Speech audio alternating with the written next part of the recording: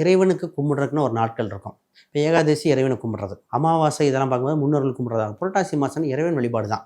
அன்றைக்கி நம்ம நான்வெஜ் எடுக்காமல் நிறைய பேர் பார்த்திங்கன்னா நம்ம பெருமாள் வழிபாடு நிறைய, அதாவது உத்தராயணம் தாட்சாயணம், ஒரு சிலர் மனிதனுக்கு என்ஜாய் பண்ணுறதுக்குன்னு ஒரு இது, இறைவனை கும்பிட்றதுக்குன்னு ஒரு சில இது, அதாவது 6 மாதம் பிரிப்பாங்க. அப்போ அந்த மாதத்தில் பார்த்திங்கன்னா இறை வழிபாடு இருக்கும். கார்த்திகை மாதம் மாலை போடுறது, அப்போ இறைவனையாக நினைத்து அவரே துதித்து கொண்டு மாலையாக போட்டுட்டு இருக்கும்போது மறுஜென்மம் இல்லை, அப்போ இறைவனிடம் சரணாகதி அடைகிறார் அப்படிங்கிறது அம்சம் உண்டு. இது நிறைய ப்ரூஃப் இருக்கே.